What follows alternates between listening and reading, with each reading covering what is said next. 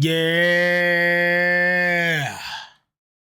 What's up, guys? Welcome back to the channel, Too Easy Sports Betting. I'm Trice Too Easy, guys. If you're new here, hit the subscribe button. You've been here, give me a thumbs up, leave a comment. It helps me and my channel a lot.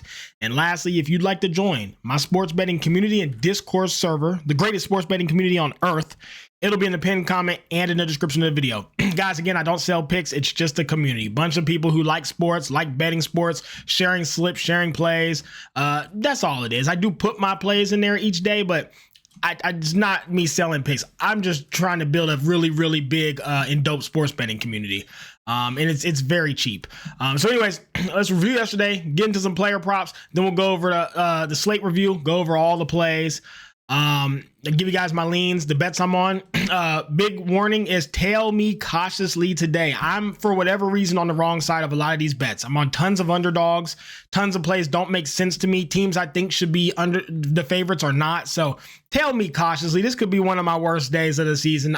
Full warning, it could be a bad day. So reduce your unit size. If you do play my plays, reduce your unit size or tail me cautiously. Yesterday, I went up 3.9 units. I bet all day. I bet like 90 bets yesterday. I was just ripping play out. If it had a 0.1% edge, I was ripping it. So I bet all fucking day. Yeah, I got a 2% ROI. That's my goal. So I'll take it. Went up almost 4 units. Not bad. All right, let's start with the player prop that I'm on, guys, and it's going to continue to be the same. If it's not Aaron Judge's bases, it's JP Crawford to get a single. I've played this almost every day, and he just continues to cash this. I can't think of any reason not to take the guy to get a single at this point. He just hits the single every fucking game. I mean, it's crazy. Yeah, I'm just going to continue to keep betting this, and they keep giving me these really good prices, like almost even money. I got it minus 105 today, so JP Crawford to hit a single. I'm on that again. I'm sure eventually he'll cool off and won't get these singles, but for now, I'm going to keep riding this wave. All right, let's get into the slate, talk about each game. First game of the day, guys, should be a banger. Yesterday's was dope. You got the Yankees versus the Athletics. Carlos Beach Ball Rodon, dubbed that by the community, versus JP Sears on the bump. So, guys, here's the thing. I know Carlos Rodon, in the past, we called him Beach Ball and we hated him. He looks really good. We have to admit he looks good. He's not walking much lately, not many hits. Really, his last 4 starts, only 1 home run, 2 versus the Giants that first game. We were like, here he's back, Beach Ball, but he's looked really good. Excellent pitcher. Flip side, JP Sears, same, both about a 3 ERA, a little bit less. JP Sears looks excellent as well. I think the biggest difference is Carlos has a bit stronger strength of schedule, but not by much. JP Sears is not walking. He's not giving up homers, and he's not giving up many hits either. This is an impossible game, in my opinion, to cap. I mean, you have 2 really good pitchers and 2 of the best offenses in baseball. I would lean the Yankees today just after what they did yesterday. Maybe they continue it, but I really don't trust them to hit really good 2 days. They're just so inconsistent. One day they score like 10 and the next day they score none. The flip side, Athletics always score. But man, it's impossible to cap this game. And with the total being 9.5 with 2 really good pitchers, yeah, it could go over, but it could also go under.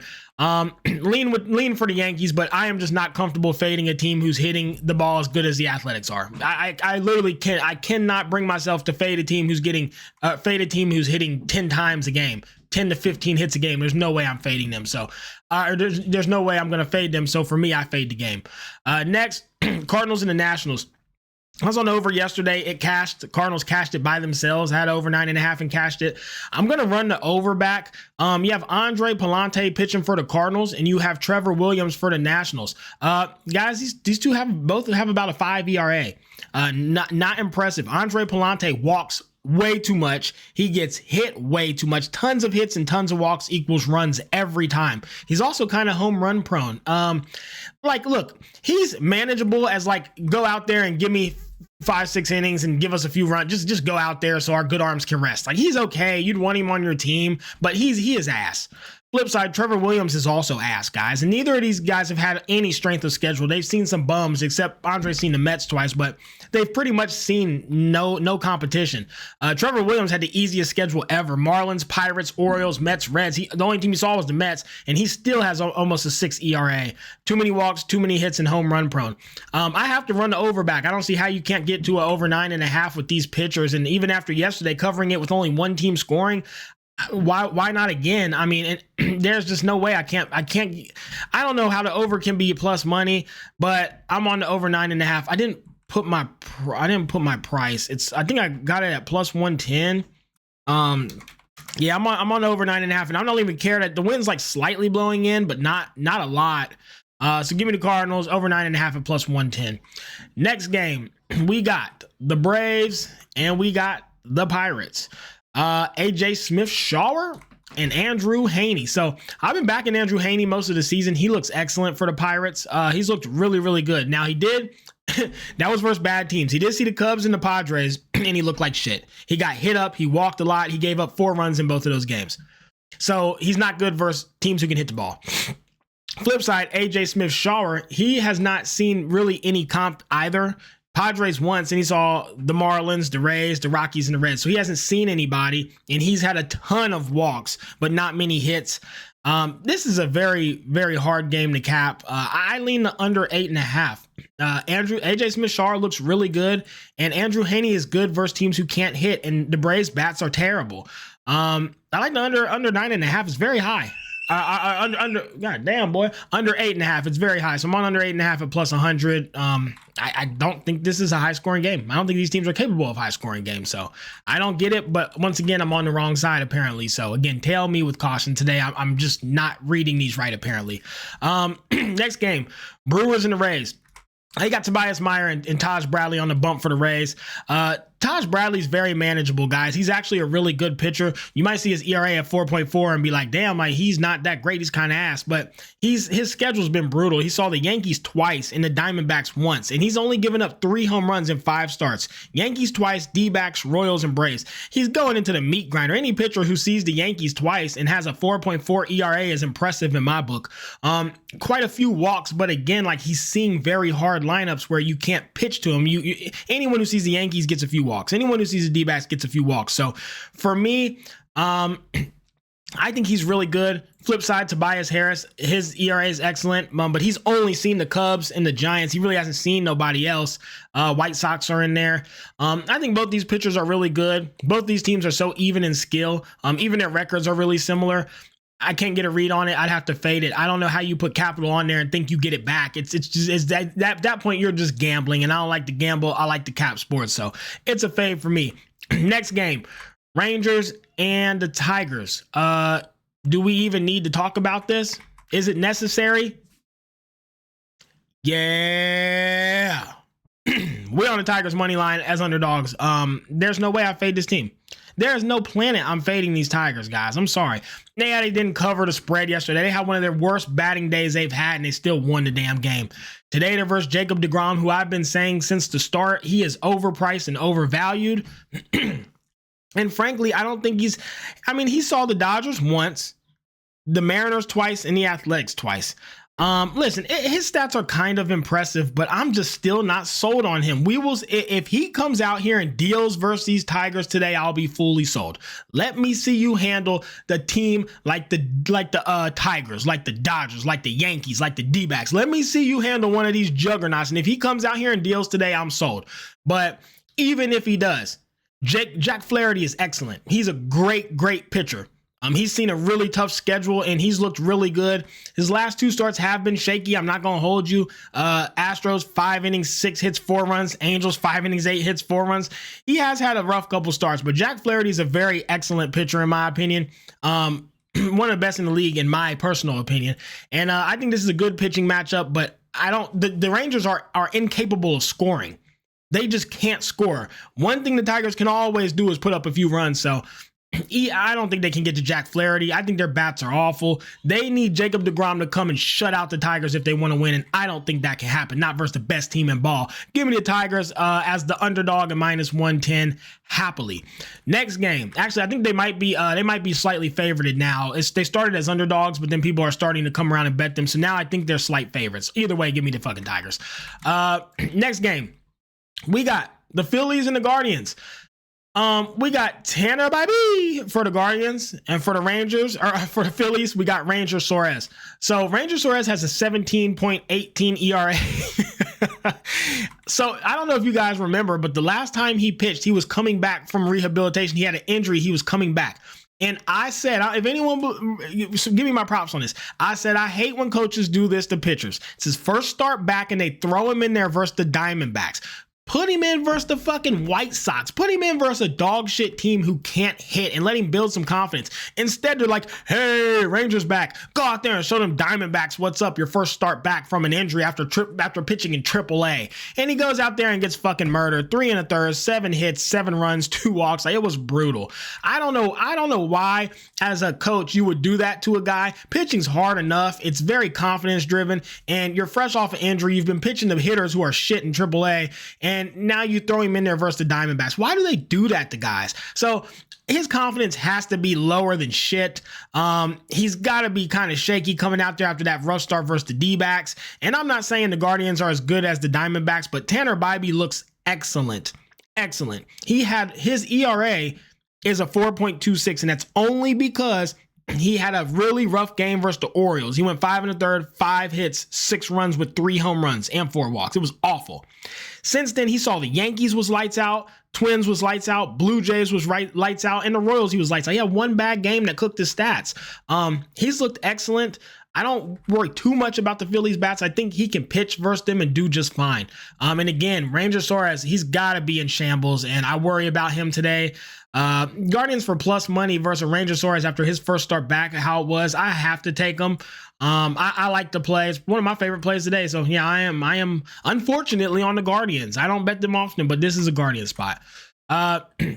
Next game, Red Sox and the Royals. On the bump for the Red Sox, you got Garrett Crochet, and on the bump for the Royals, you got Cole Reagans. This one, guys, impossible to cap. It's a fade for me. Two really solid pitchers who have had really weak strength of schedules. Cole Reagans, 3.7 ERA. He looks really good. Walking a little bit much for me, but not many hits, not very home run prone. But he hasn't seen anybody. The best team he saw was the Tigers, and he went 4 innings with 6 hits and 5 runs. Outside of that, Twins, Cleveland, Rockies, White Sox. So he's seen the worst bats in the league besides the Tigers, and the Tigers shelled him. Go to Garrett Crochet with a 2 ERA, White Sox twice, Mariners, Blue Jays, and Twins. He might actually have the easiest schedule of every pitcher in baseball. So are these guys really good? No, you can't tell until they're tested by actual competent teams a couple times. For me, I don't know what these teams are going to do. I don't know who wins. I don't know who's the better pitcher. It's impossible to read. It's a fave for me. I don't gamble on sports, but that would be gambling.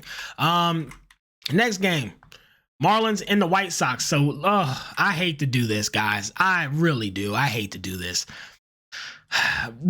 So you have the White Sox and the Marlins. You have Edward Cabrera for the Marlins, guys.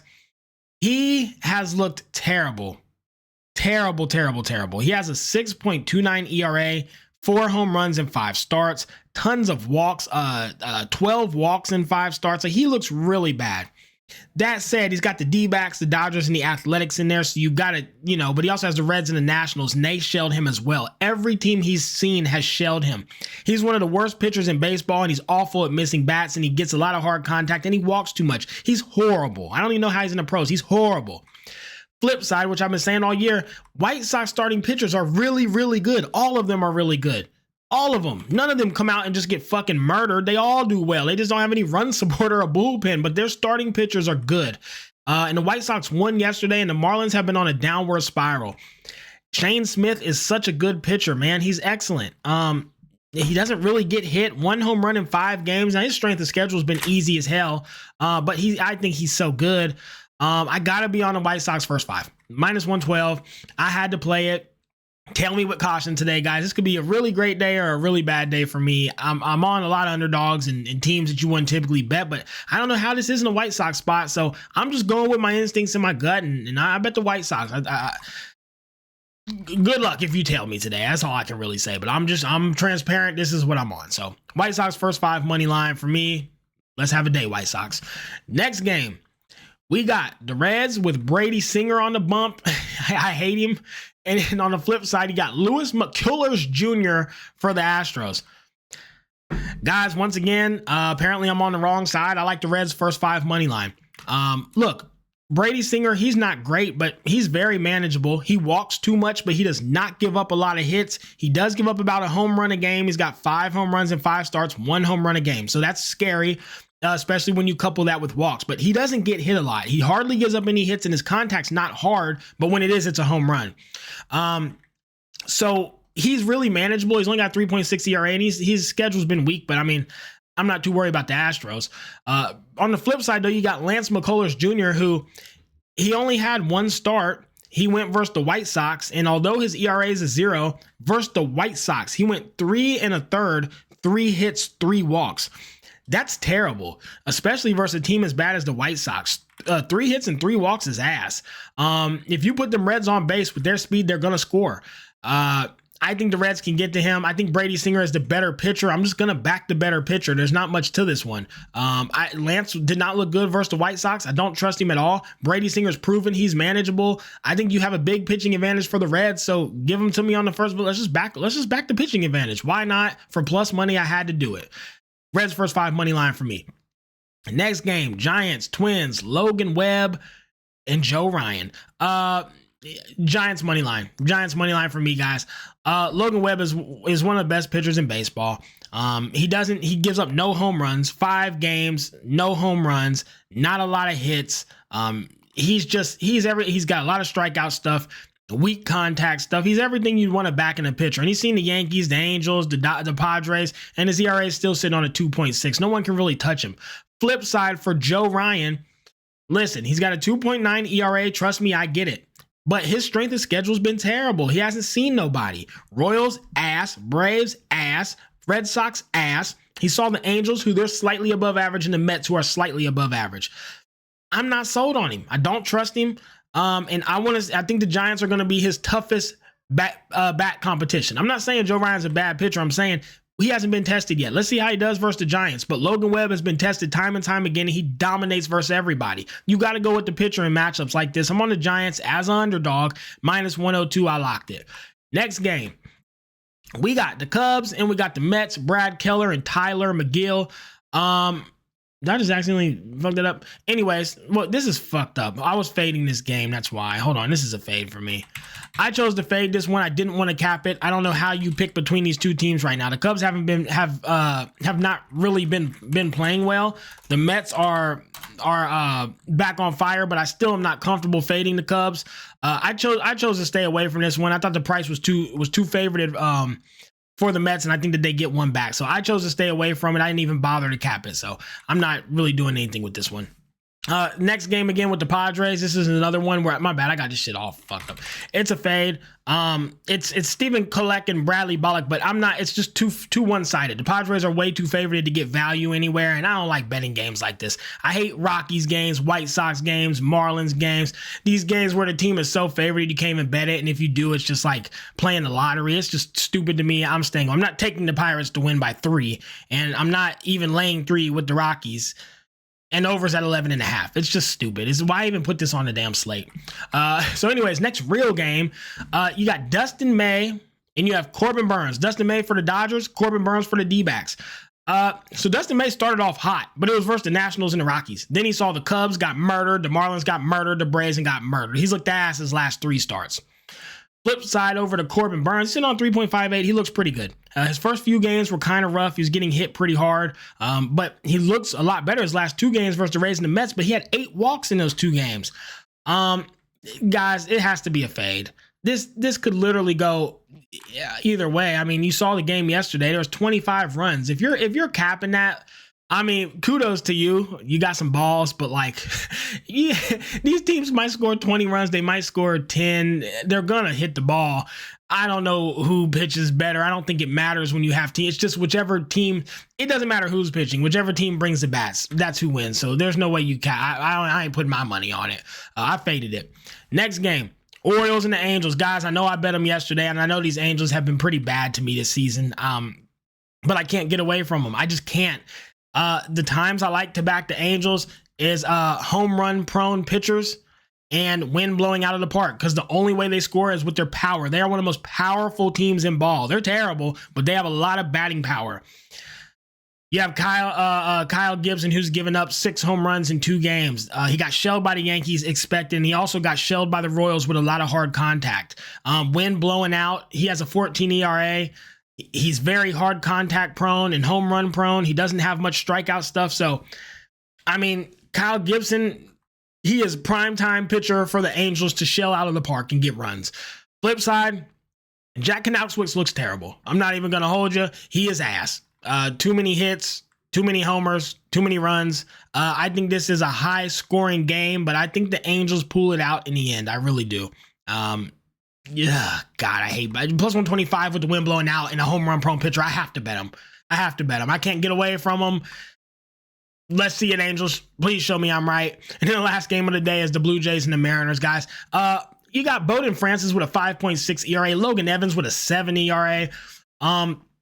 These teams, it's just so hard to cap. I think the Blue Jays have a big pitching advantage today. Bowden Francis has not looked good, but he's still a really solid, manageable pitcher. I know he's struggling, but like the guy can pitch.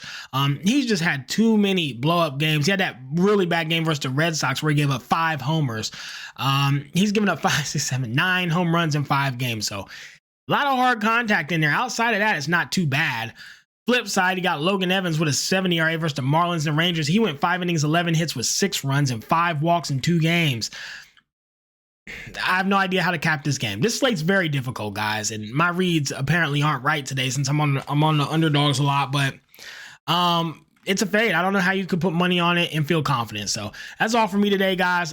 Look, I gave a forewarning to tell me cautiously reduce the unit size. Do not be pissed at me if today goes terrible, because look, I'm just going through the process I have, and I came to the conclusion with these plays, but I'm on the wrong. I'm on like way more underdogs than I typically would like to be. I reduced I only played 1% units on these, so I even reduced mine.